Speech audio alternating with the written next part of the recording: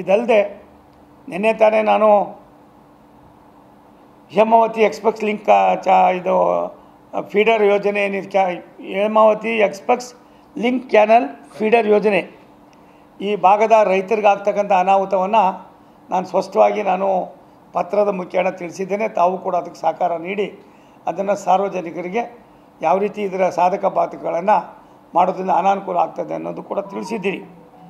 Hemavathi express link canal ಸುಮಾರು ವರ್ಷಗಳಿಂದಲೇ ಆಗಿ ಅದೆಲ್ಲವೂ ಕೂಡ ಮುಗಿದು ಅವ್ರು ಕೊಟ್ಟಿರೋ ನೀರನ್ನು ಸಮರ್ಪಕವಾಗಿ 5 ತಾಲೂಕುಗಳು, ಅದು ಕುಣಿಗಲ್ ಇರ್ಬೋದು, ತುಮಕೂರು ರೂರಲ್ಲು, ತುಮಕೂರು ನಗರ ಮತ್ತು ತುರುವೇಕೆರೆ, ಗುಬ್ಬಿ, ಈ 5 ತಾಲೂಕಿನ ಜನ ನೆಮ್ಮದಿಯಿಂದ ಇದ್ದಾರೆ. ಯಾತಕ್ಕೆ ನಿಮಗೆ ಈ ಬುದ್ಧಿ ಬತ್ತೋ ನನಗಂತೂ ಗೊತ್ತಿಲ್ಲ. ನಾನು ಕೂಡ 10 ಬಾರಿ ವಿನಂತಿ ಮಾಡಿದ್ವಿ, ಇದರ ಅವಶ್ಯಕತೆ ಇಲ್ಲ. ಕಂಗ್ರ್ಯಾಚುಲೇಷನ್ಸ್. ಯಾರು ಹುಡುಗ? ಮದುವೆ ಅಲ್ಲ, ಬಿಸ್ನೆಸ್ ಸ್ಟಾರ್ಟ್ ಮಾಡ್ತಾ ಇದ್ದೀನಿ. ಹೌದಾ? ಹೇಗೆ? Boss Vala. Boss Vala, B the boss. ನಿಮ್ಗೆ ಏನಾದರೂ ರಾಮನಗರ ಮಾಗಡಿಗೆ ನೀರು ಬೇಕಾದರೆ ತಿಪ್ಪೊಂಡಳ್ಳಿ ಇದೆ, ಮಂಚನ ಬೆಲೆ ಇದೆ, ಆರಾಮಾಗಿದೆ. ನಿಮ್ಮದೇ ಆದಂಥ ಸೋರ್ಸಸ್ ಇದೆ. ಅದನ್ನು ಬಿಟ್ಟು ಇಲ್ಲಿ ಒಂದು ತಾಲೂಕಿನ ಇನ್ನೊಂದು ತಾಲೂಕಿಗೆ, ಒಂದು ಜಿಲ್ಲೆಯಲ್ಲಿ ಇರ್ತಕ್ಕಂಥ ಒಂದು ಒಳ್ಳೆಯ ವಾತಾವರಣವನ್ನು ಎಲ್ಲ ಒಂದು ಕಡೆ ಹದಗೆಡಿಸ್ತಕ್ಕಂಥದ್ದು ಅವಶ್ಯಕತೆ ಇಲ್ಲ ಅನ್ನೋದನ್ನು ನಾನು ಪತ್ರಿಕೆ ಮುಖೇನ ಈಗಾಗಲೇ ಹೇಳಿದ್ದೇನೆ. 1230 280 ಕ್ಯೂಸೆಕ್ ನೀರೇನು ಕೊಡ್ತಾರೆ. ಅದನ್ನು ಸಮಂಜಸವಾಗಿ ಅಧಿಕಾರಿಗಳು ಈಗಾಗಲೇ ಹಂಚಿಕೆ ಮಾಡಿದ್ದಾರೆ. ಅದರೊಳಗೆ ಬಹುಪಾಲು ನೀರನ್ನು 388 ಕ್ಯೂಸೆಕನ್ನು 2200ರಲ್ಲಿ ಕುಣಿಗಲ್ ಒಂದಕ್ಕೆ ಕೊಟ್ಟಿದ್ದಾರೆ.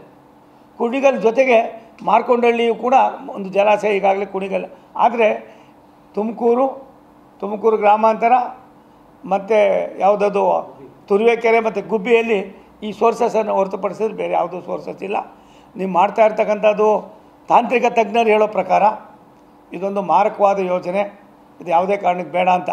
ನನಗೆ ಅಲ್ಲಿಗೂ ಕೂಡ ಬೇಸರಿಕೆಯಾಗಿ 3-4 ದಿನಗಳಿಂದ ಇದರ ಬಗ್ಗೆ ತುಂಬ ನಾನು ಕೂಡ ಸ್ವಲ್ಪ ಮಾಹಿತಿಯನ್ನು ಪಡೆದಾಗ ಎಲ್ಲೋ ಒಂದು ಕಡೆ ನನಗನ್ನಿಸದೆ ನೀರಾವರಿ ಮಂತ್ರಿಗಳು ಎಲ್ಲೋ ಒಂದು ಕಡೆ ಇದಕ್ಕೆ ಹಠಕ್ಕೆ ಬಿದ್ದಿದ್ದಾರೆ. ಇದಾಗೋ ಅವಶ್ಯಕತೆ ಇಲ್ಲ.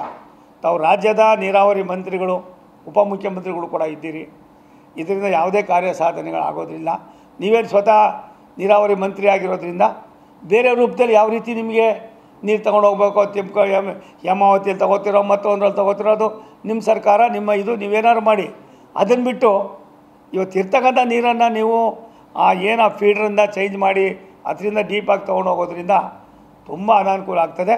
ಏನು ಈ ತಾಂತ್ರಿಕ ತಜ್ಞರು ಇವತ್ತು ನಿಮ್ಮ ಹತ್ರ ಇದ್ದಾರೆ, ಅದೆಂಥದ್ದು ಜಯಪ್ರಕಾಶ್, ಅದು ಯಾವ ಪ್ರಕಾಶ್ ಅವರು ಯಾರು ಗೊತ್ತಿಲ್ಲ. ಇದೇ ತಾಂತ್ರಿಕ ತಜ್ಞರು ಹಿಂದೆ ಮಾಧುಸ್ವಾಮಿಯವರ ಮಂತ್ರಿಗಳಾಗಿದ್ದಾಗ ಕೂಡ ಅವರೇ ಇದ್ದವರು.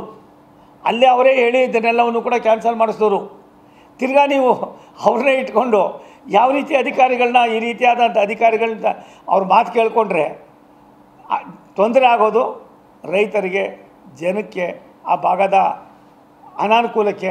ನಾವು ಯಾವ ಕಾರಣಕ್ಕೂ ಇದಕ್ಕೆ ನಾವು ಕೊಡಲಿ ಪೆಟ್ಟಾಗೋದು ಬೇಡ. ನಾನು ಶಿವಕುಮಾರ್ ಅವರಲ್ಲಿ ವಿನಂತಿ ಮಾಡ್ತೀನಿ, ನೀವು ತಕ್ಷಣ ಇದನ್ನು ನಿಲ್ಲಿಸಿ.